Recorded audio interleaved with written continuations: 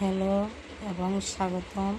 আমি সুশীলা ব্লগ চ্যানেলে আপনাদের জানাই শুভেচ্ছা ও অভিনন্দন। তো আজকে লতা কাঁঠালের বীজ দিয়ে রেসিপিটা করব সিঁদুর দিয়ে। তো প্রথমে দেখুন লতাগুলো আমি কেটে এইভাবে আমি দেখালাম তো আপনাদেরকে।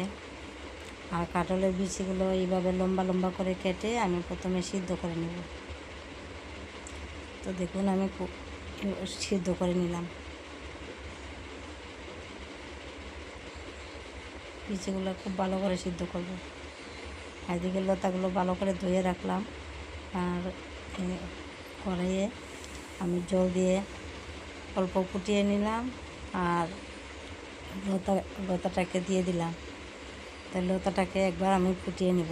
লতা তো বেশি সময় ফোটাতে লাগবে না, গলে যাবে, তাই আমি শুধুমাত্র একবার ফুটিয়ে নিব।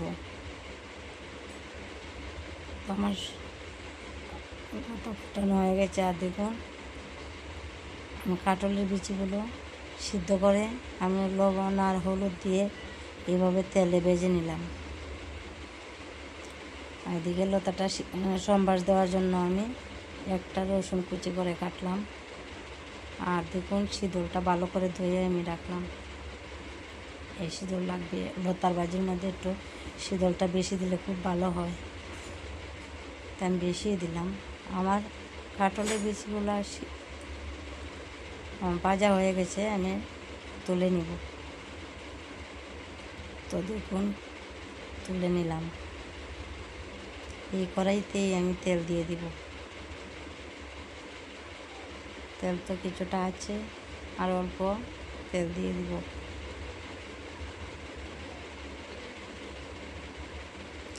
লতার ভাজাটা একদম জর্জরা করে আমি ভাজাটা করব।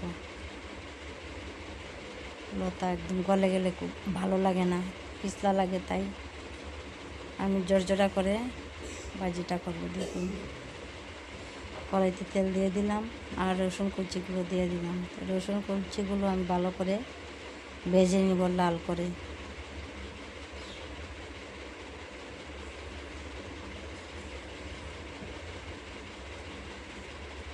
আর দেখুন এদিকে সিদ্ধ করে রাখলাম লতা,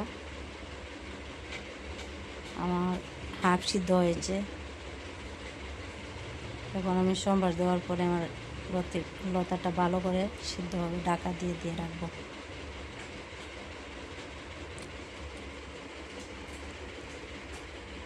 তো দেখুন রসুনগুলো আমি খুব ভালো করে ভেজে নিলাম।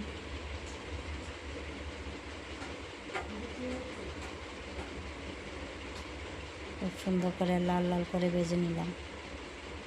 এখন লতাটা দিয়ে দিব।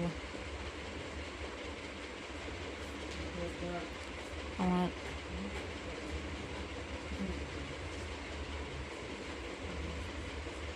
দেখুন লতাটা দিয়ে দিলাম। লতাটা দিয়ে আরেকবার নেড়ে চেড়ে দিলাম।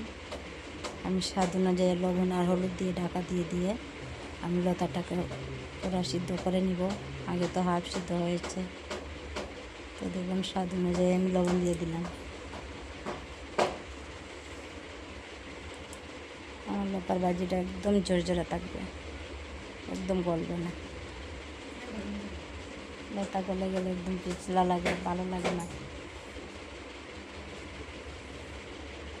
দেখুন হলুদ দিয়ে দিলাম।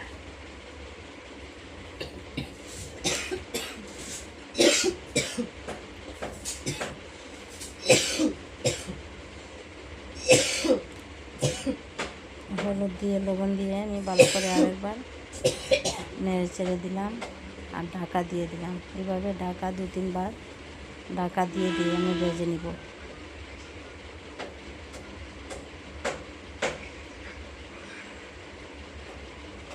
তো দেখুন আমার লতাটা খুব সুন্দর সিদ্ধ হয়েছে আর ঝরঝরে থাকবে।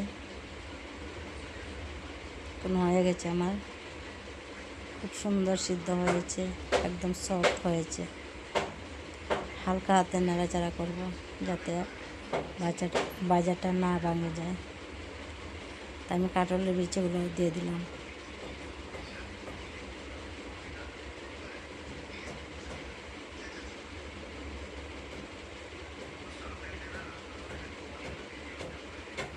শীতলগুলো দিয়ে দিলাম আর লঙ্কার গুঁড়ো দিয়ে দিব। আর এই লতার ভাজির মধ্যে আর কোনো ধরনের মশলা অ্যাড করব না, শুধুমাত্র লঙ্কার গুঁড়ো। লঙ্কার গুঁড়োটা একটু বেশি লাগবে, লতা তো আর শীতল তো, তাই একটু বেশি দিব, খুব ভালো লাগবে। আপনারা যদি এইভাবে বানাই খান তাহলে আপনারা স্বাদ অনুযায়ী লঙ্কা গুঁড়োটা দিয়ে দিবেন। আমাদের ঝাল খুব ভালো লাগে, তাই আমি লঙ্কার গুঁড়োটা বেশি দিলাম। আমি আরেকবার এইভাবে ঢাকা দিয়ে দিয়ে আরও 2-3 বার আমি এইভাবে ঢাকা দিয়ে দিয়ে নেড়ে চেড়ে দেবো। আপনারাও এইভাবে একবার খেয়ে আমাকে জানাবেন, খুব ভালো লাগে লতা ভাজি। গরম ভাতের সাথে একদম ফাটাফাটি, আর কোনো কিছু প্রয়োজন পড়ে না। একদম ইউনিকভাবে লতার ভাজিটা করলাম। আপনারা কি এইভাবে লতার ভাজি খান নাকি অবশ্যই জানাবেন কমেন্টের মধ্যে। আর ভিডিওটা লাইক করেন, কমেন্ট করেন।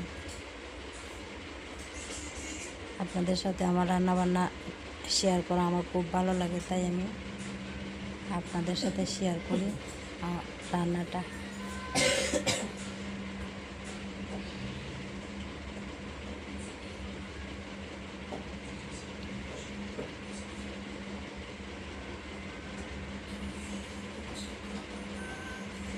আপনারা যে কমেন্ট করেন আমার খুব ভালো লাগে,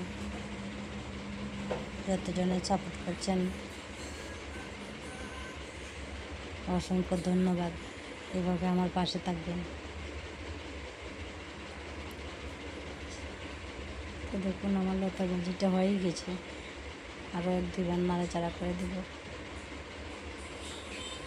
শীতলটা ভাজা হওয়ার পর আমি তুলে নেব।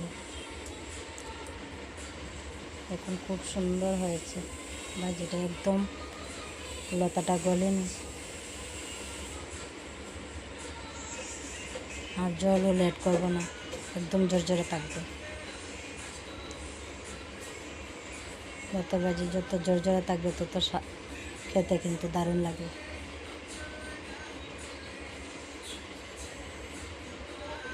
আর আমাদের এখানের কচু বা লতা মুখে চুলকানো খুব ভালো।